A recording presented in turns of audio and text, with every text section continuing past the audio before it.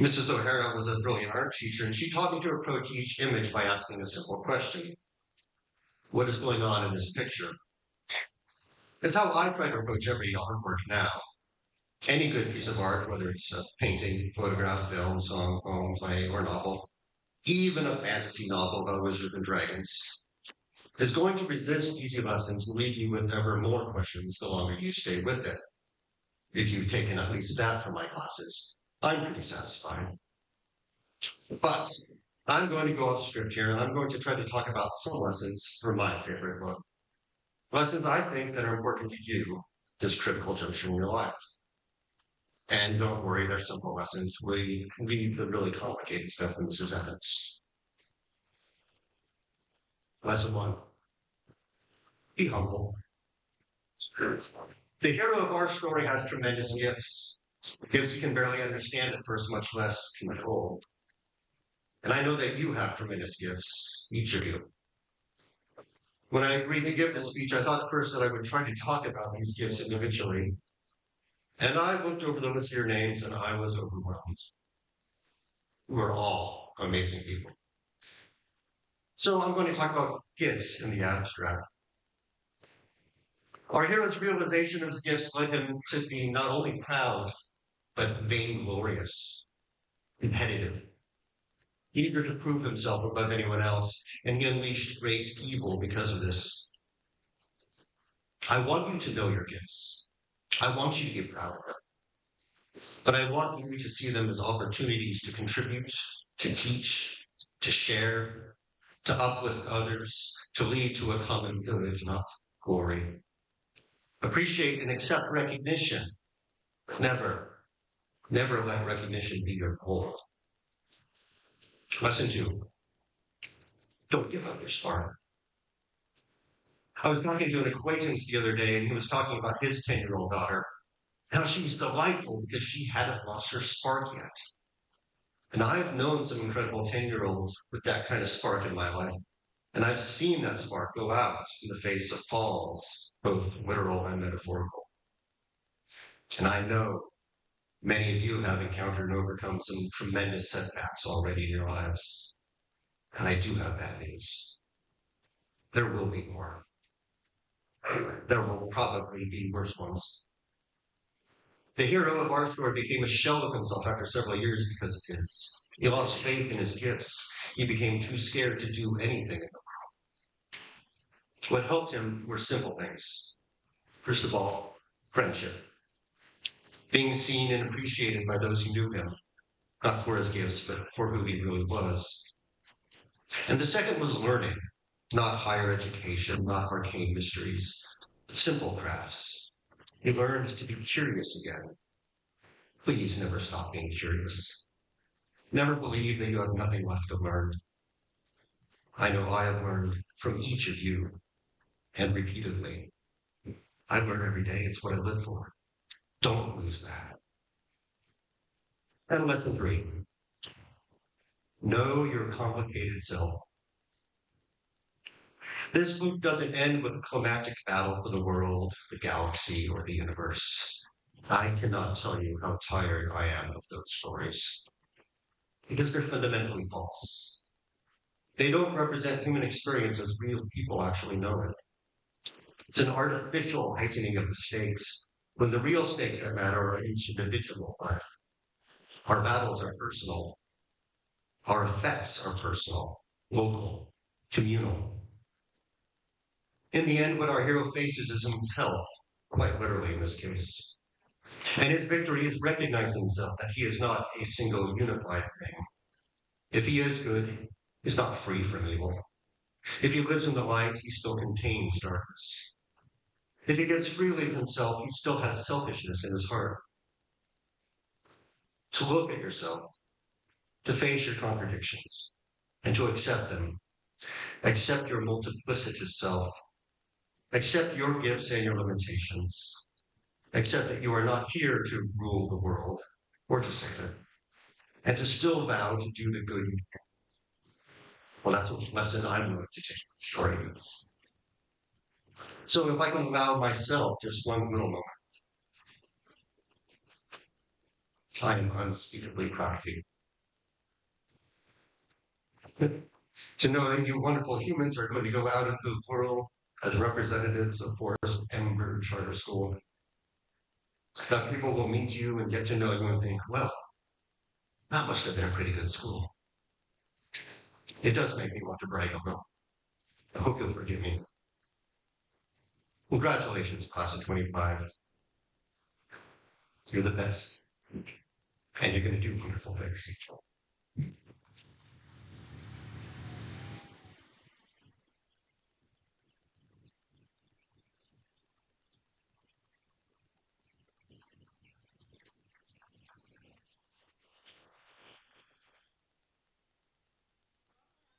Stransky without the teachers and staff of FBCS. Each staff member had dedicated themselves to see your success, and they will be in your memories for years to come. Plus, they probably have stuff against you, so you better be good about that. For example, you may remember Laura Moss sitting next to you in 7th grade math while you're trying to figure out how to, add, subtract, times. I don't know where you were in 7th grade math at the time, but she was there for you. You might remember Wendy DJing different dances in her special costumes. You may remember Todd on stilts. Dangerous preposition. You remember the homemade disco ball made with cell phones hanging up in a room? Freshman year, I think it was. Is that right? Freshman year? You might remember some very colorful pants on campus. And every time you're going to see a very colorful pair of pants, you're probably going to think of that one person. Mr. Wilkins, where are you? Can you stand, please?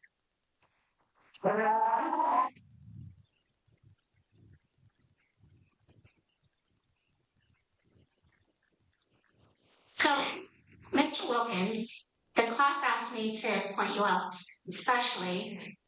They wanted me to make sure that you heard this one last time.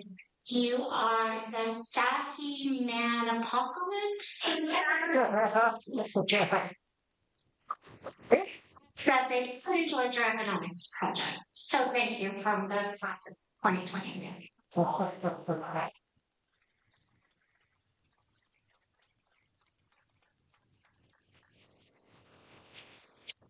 Graduates, please show the staff your appreciation.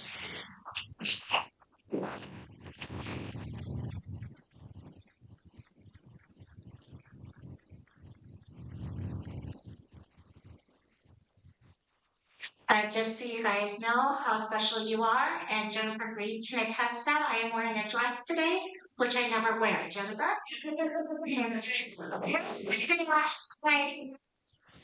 I did that last night. The closest detail of what I did. That's pretty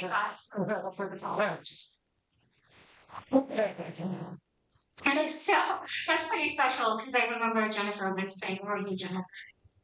Yeah. She said that only I do this on very special occasions.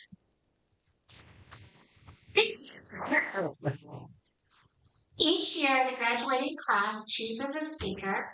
Oh, that was already said. We're going to do it again. Well, you didn't bring it up the first time. Let's see if I can do it. But people in this graduating class with great aspirations have watched this class respect each other despite their differences and stand with each other when someone needs extra support. They have cried together. They have laughed together. They have planned shenanigans together. Old word. Hopefully you know what that means. Some of them have been together through elementary, and some of them began at FBCS as 6th graders. Please stand if you started in 6th grade at FBCS.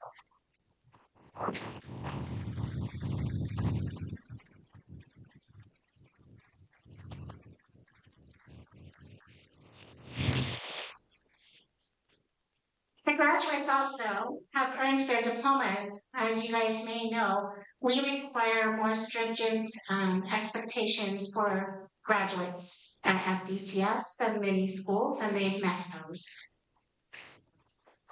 But some of these young people even gone above and beyond, and they accepted challenges even further than anybody could have ever thought.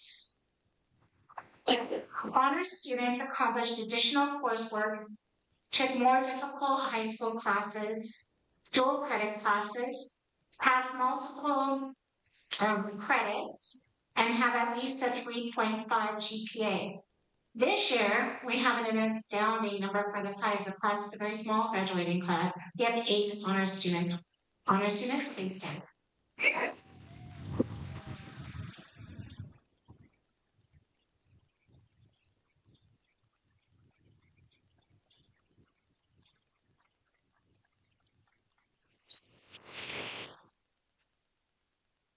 Two students earned specialized certificates during the FBCS years. Allison earned her Certificate of Nursing Assistant Certificate as CNA, and Jade earned his Photoshop certification. Allison and Jade, please stand.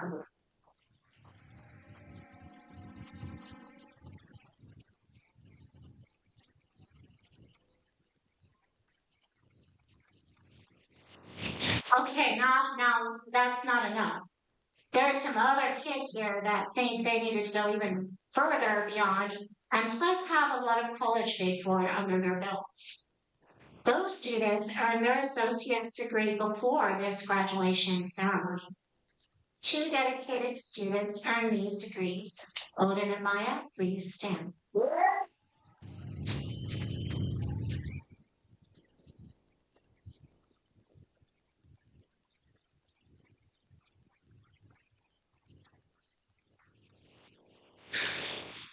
Please come up here. Not only did Maya kick butt on the associate's degree, honors, all those other things, she also did it all with a 4.0.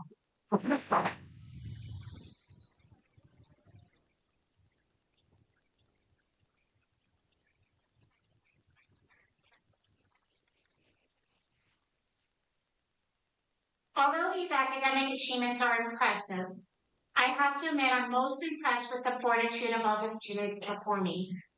There are people sitting before you that work multiple jobs. They help support their families. They help raise their siblings. They refuse to give up because they know the importance of graduation will be for their future families, their current families, and their own lives. They are sitting in front of me who are helping raise younger kids of their families or pseudo families, which is really hard to do, right? They're going home, they're babysitting, they're taking care of those kids while the parents are taking care of the family by going to work. That's an amazing thing. It's very hard to do. There are students sitting in front of me who have fought their personal demons. You guys know which kind of demons you have, and some of them are big. And you fought them, and you're here today despite them. One of those demons for some of these people are just coming to school. That was a demon in itself. Walking through those doors to earn a diploma, you might have seen a quote. But they didn't. This graduating class also experienced grief together, major grief. Their first collective grief was when John Stevens passed away. 18 months later, our beloved principal, Eric Legenzi, passed away. And instead of giving up on their education, they rose up and kept going and supported each other in that grief. Because you're busy living the best life as you can, and that's testimony to the water slide, slip and slide, a couple days ago. So much fun driving to the school and see you guys doing that. Best senior prank ever. You guys are the unsung heroes People don't celebrate you enough. So I hope you guys and yourself celebrate yourselves. It's okay to do that. It's not selfish. Please continue to show your compassion and kindness as you continue to walk this world, as you will never truly know what other people have gone through. Some of you guys walk with smiles and happiness, and inside, it's not that. So always remember that people, what they look like on the outside and what they portray to the world, doesn't necessarily mean that's how they feel inside.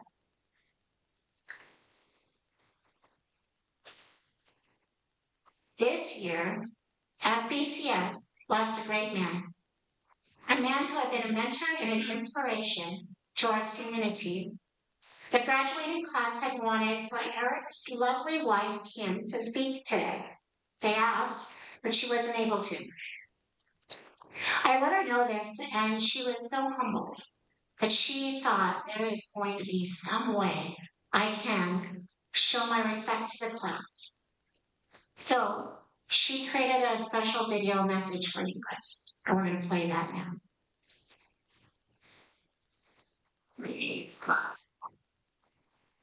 I'm so excited and honored you thought of me to speak on this place. And I'm sad that I'm not there in person, but really happy I get to be a part of things because I celebrate you. And I know for sure that Eric thought the world of you. You inspired him, you made him laugh, you challenged him, which was good. Good to make him better. And he had all the faith in the world that you indeed would do great things. And so do I. So I wanted to share a few things with you today from my heart and some words that Eric shared at graduation last year, as I feel confident that if he were here, he would say these same things to you today. First, a man's character is his fate. That was the quote at the bottom of Eric's email for as long as I've known him. Being true to yourself, walking with integrity, doing your best to be honest and accountable, the traits he valued and embodied. And challenges build character. In his words, you've weathered heartbreak and suffered the loss of loved ones. You've overcome personal and academic challenges. You've dreamed big, fallen flat, and gotten back up again. Throughout your high school careers, some of you have worked multiple jobs to support your families. You've conquered your fears. You've battled injury and illness to be seated here today. And you did all of this accepting it as status quo. You did it because you are strong and resilient. You are in this auditorium taking part in this ceremony because you refuse to stay down. You continue to work hard, be kind, respect one another's differences. You have proven your remarkable resilience and remarkable character. Second, if you believe it, you can achieve it. I believe you all heard that at the end of the announcements last year. You have a unique purpose. You were born to do something so special and unique that only you can offer to it. And I know that feels like pressure, but there's something about you that stands out to your family and friends that you may not even notice because you do it so naturally. It's not something you try to do. It's something so special. It's a superpower that radiates from you. And that is your magic. And when you believe that you have magic to offer the world, that you have a superpower that the world needs, it creates a force more powerful than all of us. If you believe this to be true, you will start attracting the people, the places, the things that will help you create and achieve whatever it is you feel most called to do. Eric lived this, your teachers lived this, your mentors and staff lived this, And I know you live this because here you are. Remembering this as you move forward in life will change everything. Third, love wins. Eric believed strongly in the transformative power of kindness and compassion. Connections and relationships to him, like many of us, are the most important thing. So when you're struggling with those you love, don't let a misunderstanding turn into an assumption that leads to division or conflict. Seek to understand. Open your heart and put yourself in the other person's shoes. And know that if you give up your need to be right and come from a higher perspective, compassion and kindness will always lead you to a better place. Love always wins. Finally, I want to leave you with some words that Eric spoke last year because I know for sure that he also did them for you. He says, I want to tell you sincerely how deeply proud I am of you all. What you have accomplished is no small feat. And I want to reiterate my final instruction to you. Continue to persevere and do so with kindness and compassion. You have all learned how to ask the right questions, how to work hard, how to forge your own path to success. And while you don't need the qualities of kindness and compassion to be successful, living by those virtues will open doors in your lives that you never knew existed. Now, it's almost time to walk through your final transition as a high school student. The presentation of diplomas is a tradition of transition from childhood to adulthood, from the known to the unknown, from limited possibilities to unlimited possibilities. You've got this. Congratulations from the bottom of my heart, class of 2020. You are magnificent and you inspire me. And remember, illegitimate, non-covering.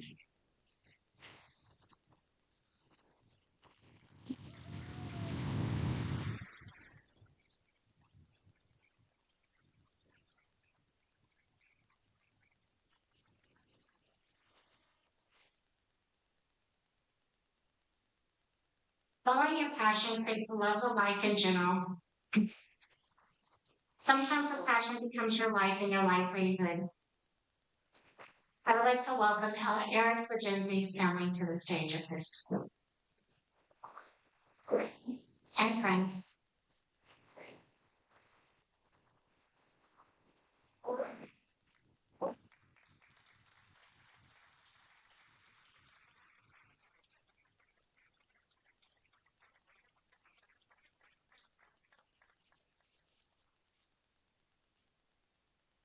This year we have a special scholarship, the Eric Flagenzi Memorial Scholarship.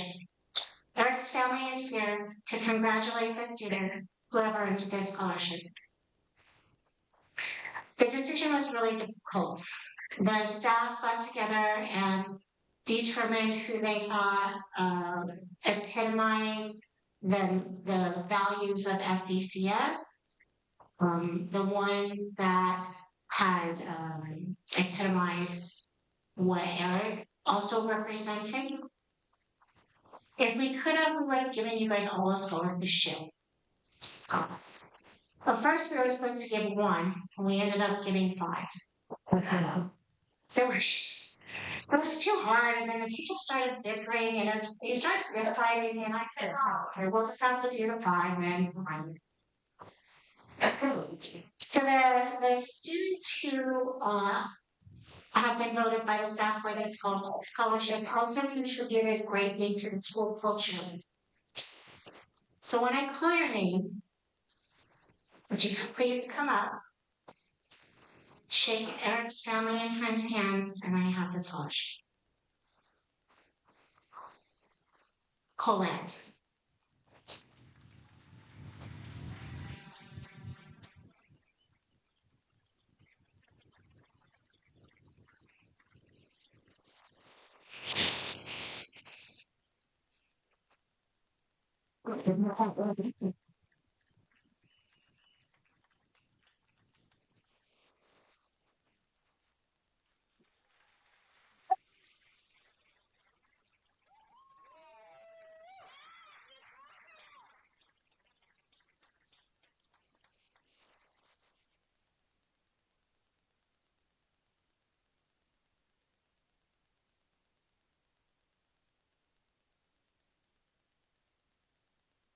Oh,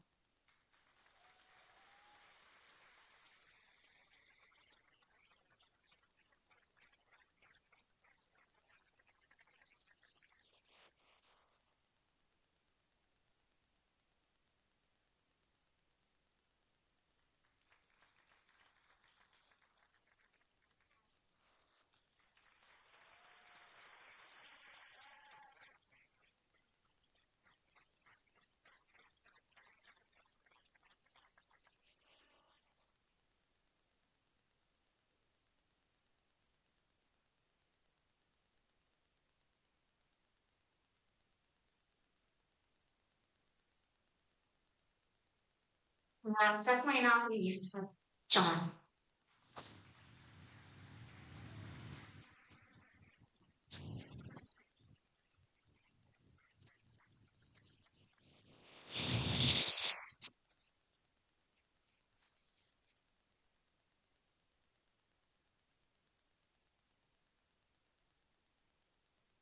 The money that's in these scholarships, they don't have to go to college.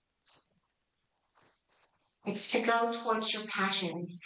If you need money to learn how to be an art mechanic, you have to buy. You can buy the workout so you can go do something to it. Art supplies, whatever you need. But I'm asking you guys respectfully, it goes towards your passions, nothing's. Let's get them in the round.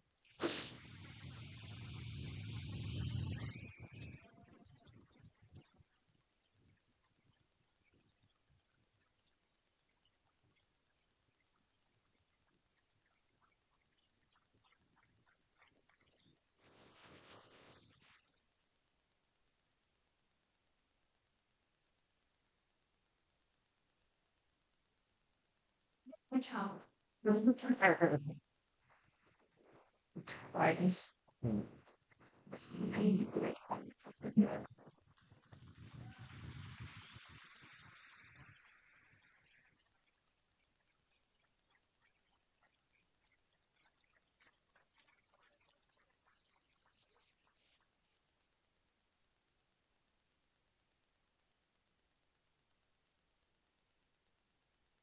Ron, your expression was like the best. I gotta say, you guys couldn't see it, but it was amazing. He's on. Hot.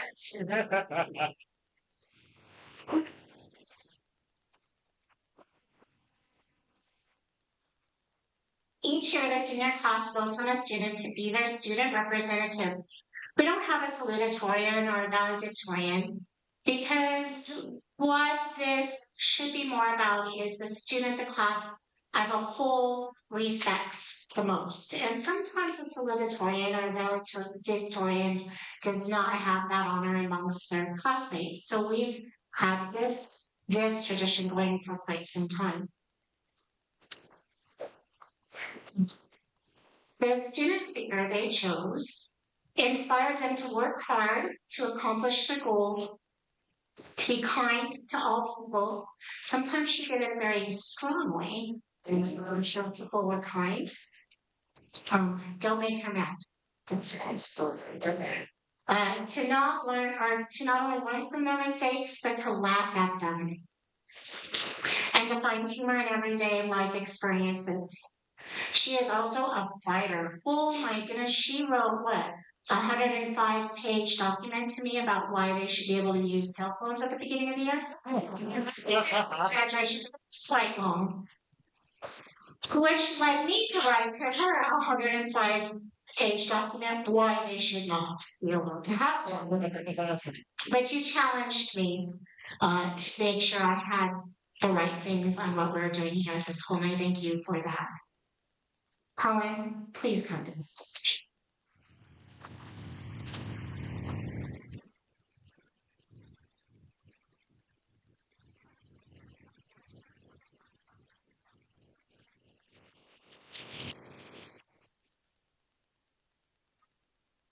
I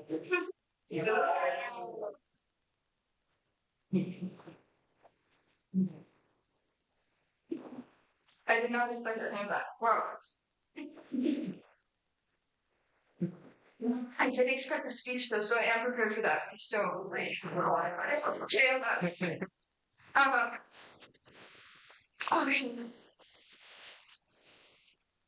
So, for those of you that don't know, in Idaho, the Idaho Department of Education has required that a student has to have collected at least 60 hours of instruction time in one class in order to receive 1 credit on our transcript. Keep that in mind, 60 hours. When this class voted for me to give this speech, some might have thought, oh, it's Helen, she can get that done easily. I did in fact write a 4-page letter to school administration to loosen our technical restrictions, and that was done within a few days. I've always had a knack for reading and writing, and had such a passion for it that even Max Superbueller himself came to me looking for help with essays and assignments. But here I am, having spent so many hours on this very speech that I probably deserve an additional credit. I'm more than sure that Mr. Evans can help me out. This is what I put together in that time. Every single member of this high school science, or every single member of this class has taken a high school science class, and probably even most adults sitting in the room today. One of the first things I remember learning in freshman biology class was the scientific method. I've come to realize that this method can apply to so much more than just the science lab, including acting as a template for figuring out who we truly are. The first step of the scientific method is observation. I think that we can all agree that the observation is that this class of 2025 is different from where we began this freshman back in 2021. We started off with expectations of where we fit in and where we belong, and who we thought we would become. After observing how much we've changed, it's natural to wonder what caused it. Step 2 is questions. Why and how has high school changed us? Was it the education, the social expectations, or just simply growing up? And with every good question comes a hypothesis, a guess about what's really going on. This is simply the question in the previous step, along with what you think will happen. I'm sure that we have all made a hypothesis in our lives. High school has given us an education and allowed us to push outside of the box that the world wants to put us in, or that we put ourselves in. But hypotheses don't mean much without testing them, and trust me, we've all done our share of experimenting. For many of us, experimentation is ongoing, and it should be. To my mother's dismay, experimentation found me in the hair dye aisle of Walmart. And I decided that that was the answer to all my questions. Spoiler alert, blue and pink hair does not answer all my questions. Maybe your version of experimentation wasn't hair dye. Maybe it was joining a new club, trying out for a sport, or taking a class that was out of your comfort zone. Another area of experimentation is some of us stuck with high school courses, while others took the college course path. Whichever path you took, you still experimented in finding out what your passion is, and maybe you still are. The next part of the process is analysis. Does the data support the hypothesis or not? It would depend on what you consider counts as fitting in. If blue hair is what you would consider pushing outside of your limits, then you're doing awesome. What classes did you decide to take, whether high school electives or college courses, and what did you gain from them? How has that pushed you outside of your box? And finally, we have conclusion, communication, and repetition. I'll be honest, when I was dyeing my hair, I felt zero need to communicate any of my results to anyone at the time, and ended up repeating the process of experimentation. I did dye my hair a few more times. I took a college astronomy class a few years ago, thinking that it would be easy to pass, and that I would be just fine. That was my passion at the time. I ended up barely passing that class, and that passion burned out within months later. I'm sure everyone in this room has had similar experiences in experimenting in friendships, passions, classes, and hobbies. We're all just trying to figure it out. I am still proudly trying to figure it out. At the end of the day, the process of learning who we are is continuous and ongoing. So what's the point then? Our point is stated well by Lincoln Park. In the end, it doesn't even matter. When you get to any point in your life, whenever that may be, are you still stuck in that box, or are you satisfied with your life? Are you keeping your hair natural, or are you dyeing it blue? Are you going to college, or have you already found your passion? Maybe you don't even have plans for tomorrow, and that's okay. Lincoln Park really knew what they were talking about. The goal is to be happy with your life and what you push yourself with, because everything else doesn't matter. As we jump into what the textbooks would call the real world, my advice would be to keep pushing forward. Keep experimenting, evaluating, and coming to conclusions about who you are, where you want to fit in, and how that makes you happy. Just remember that human beings are meant to change, so embrace it and change. Enjoy your life how you want to enjoy it, applying what you've learned along the way, and you should be just fine with wherever life takes you. No matter what, let's keep experimenting. That's how we discover who we're meant to be. As we move forward into the real world, may the odds be ever in your favor.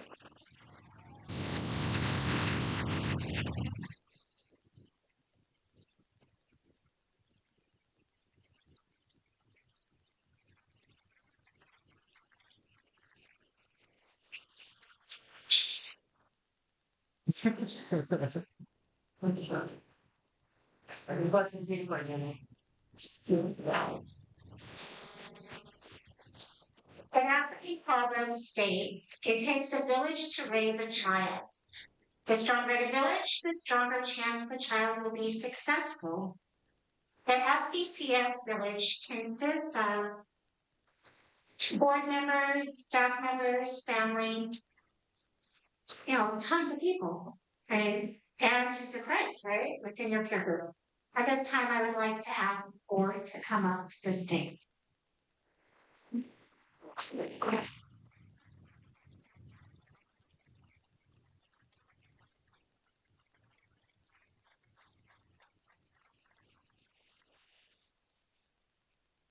Miss Rains, would you please come to the stage?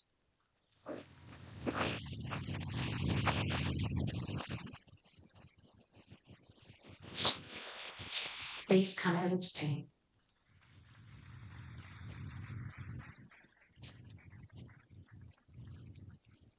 Graduates, will you please leave the room?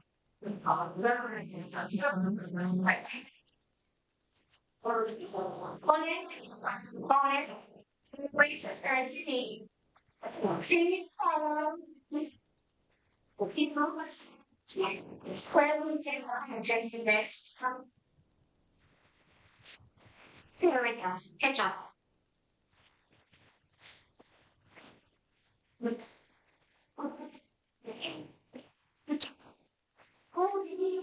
job.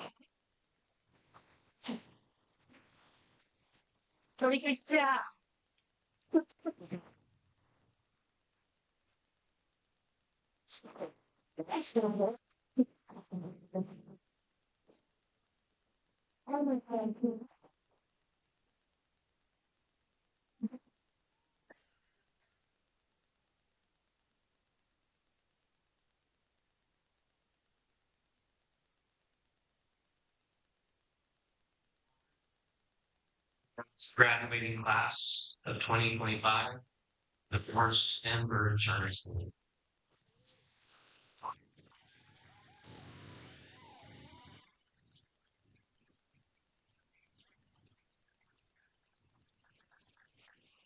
Honor, Louise Palomino.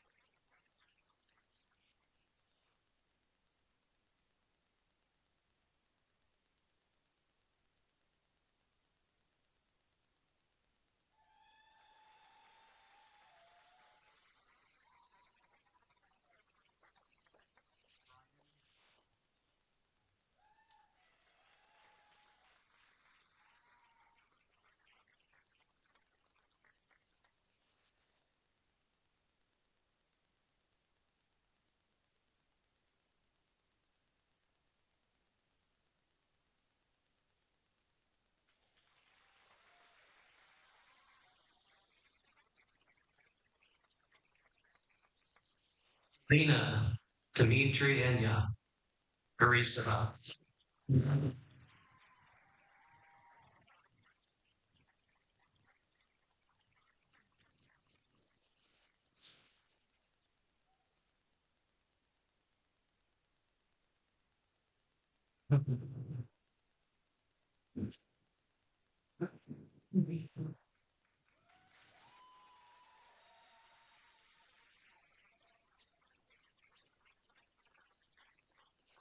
Dylan, Matthew, Bradshaw.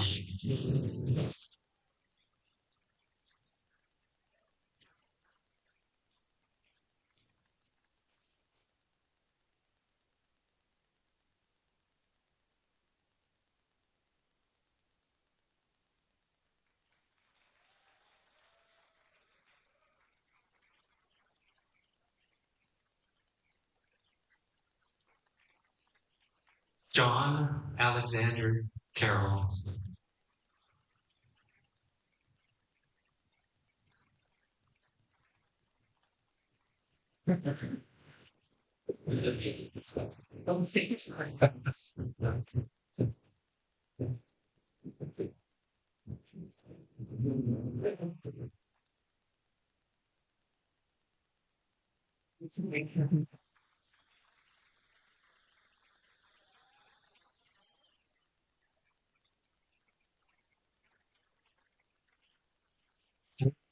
Well,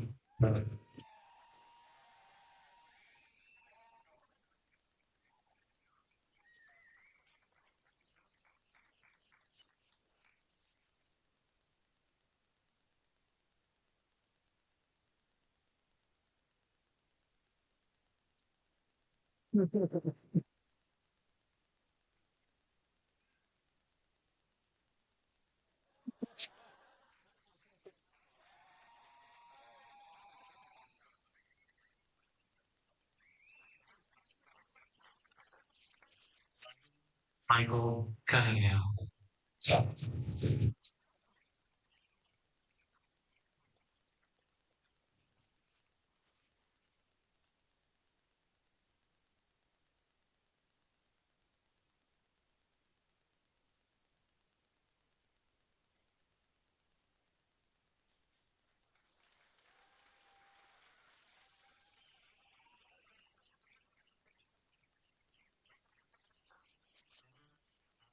Fisher.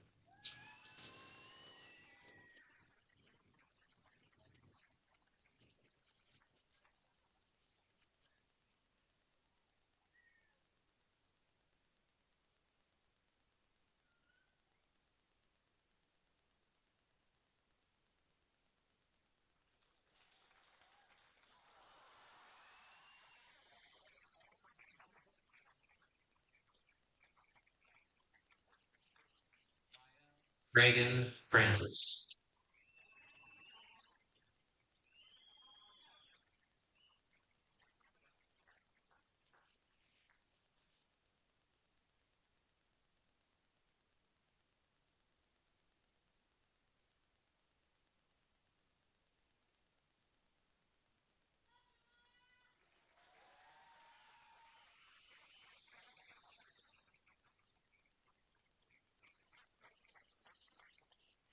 Nathan John Gatine.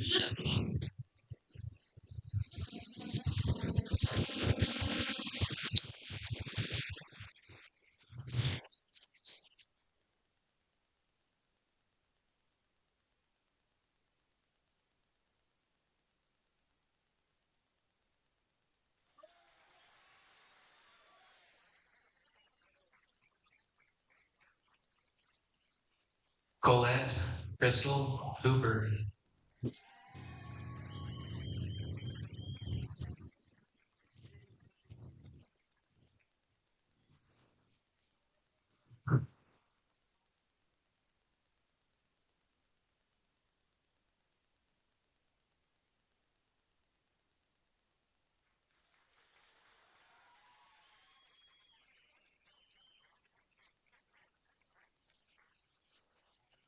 Ray Gilders.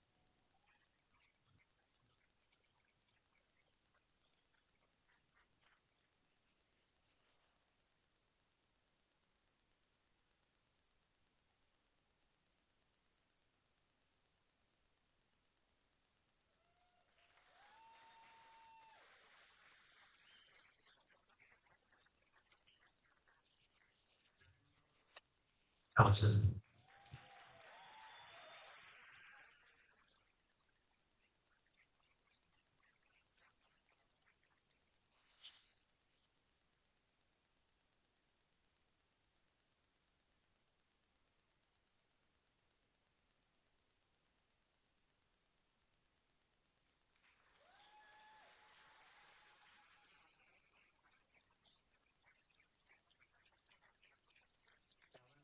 Justine Kalina.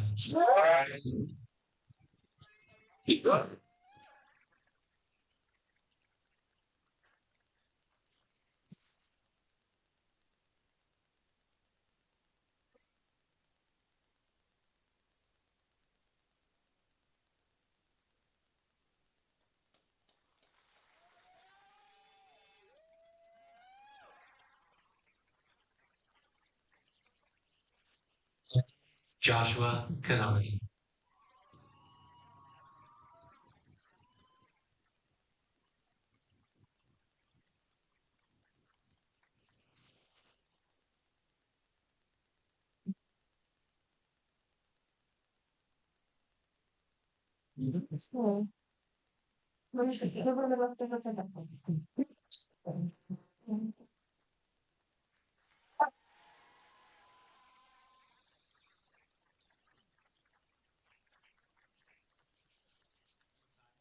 Mace Never.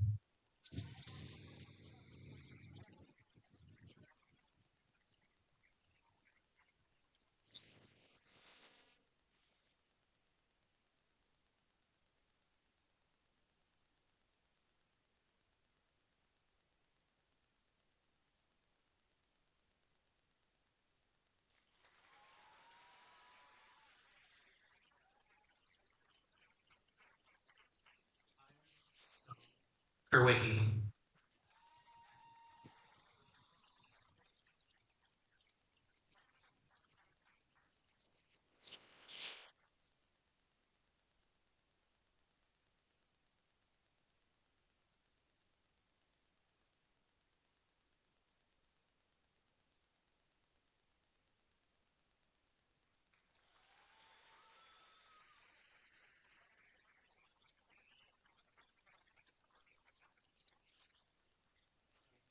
Marie Marble.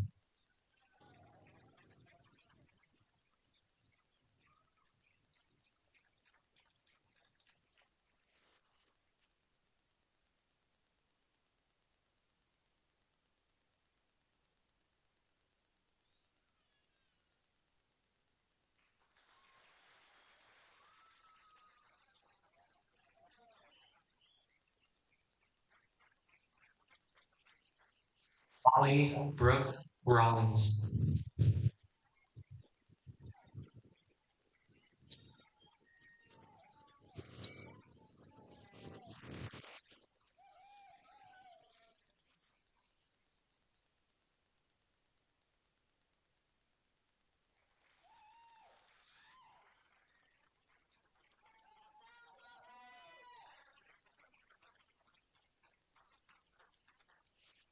James Cameron Riddle.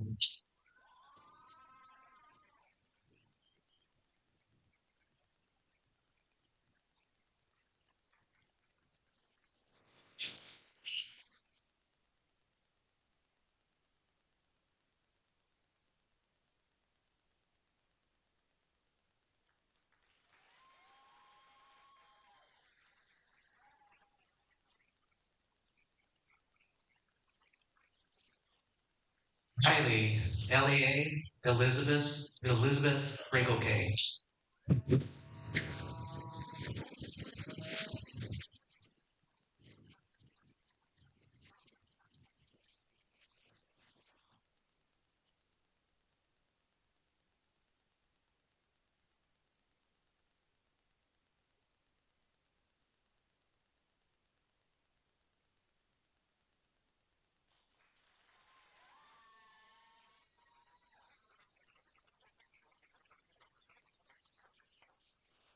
Barrett Andrew Robbins Jr.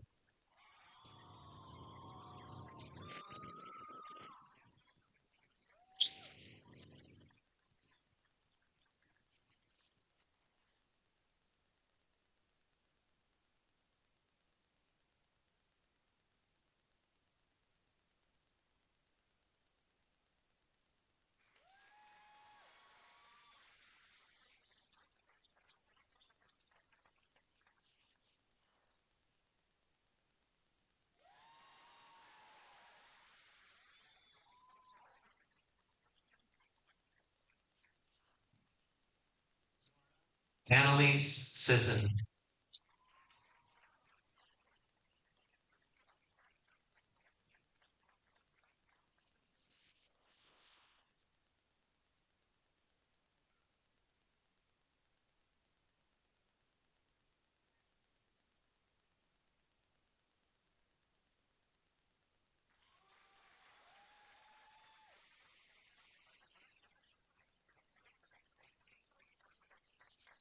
Jade Liam Spicer.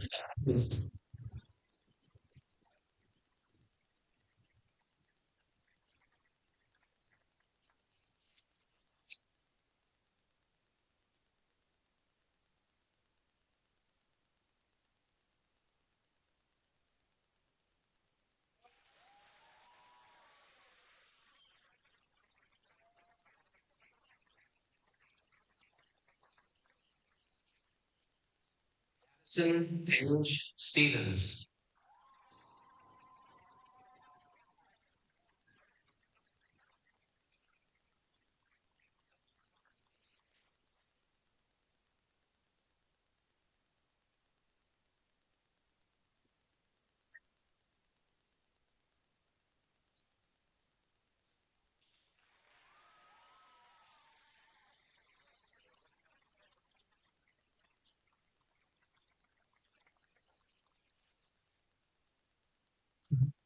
Josiah Weber.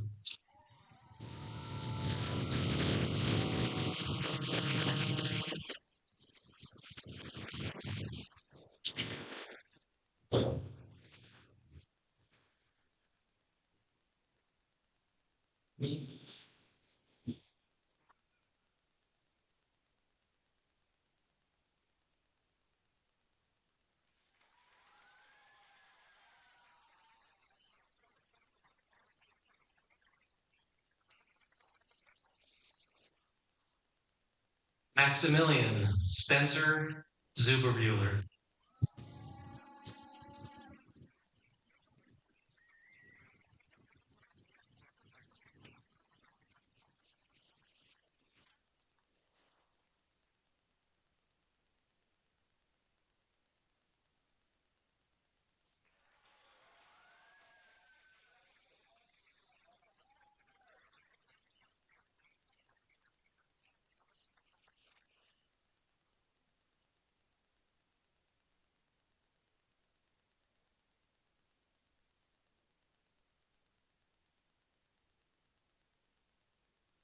Sequence.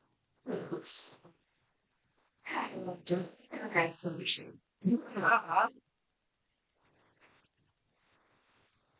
As we draw to a close, I am confident each of you have learned the academics you will need to follow your path towards success.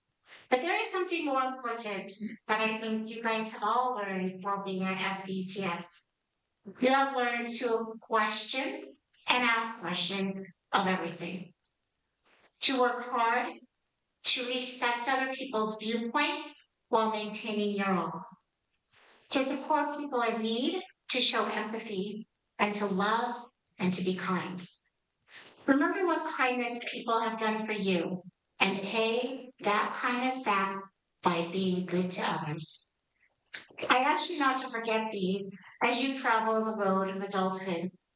These traits are far more important than the academics, and you will need them for your entire life. Life is full of transitions. Stop there. Distracting. Start that again. It's full of transitions. Presentation of diplomas represent a transition to adulthood and independent living. At this time, will the class of 2025 please stand and face your friends and family while I read the official declaration of graduation. I attest that each of the Forest and Berg students standing before me has completed the state and school requirements for graduation. Because of this, I present to you, the community, the graduating class of 2025.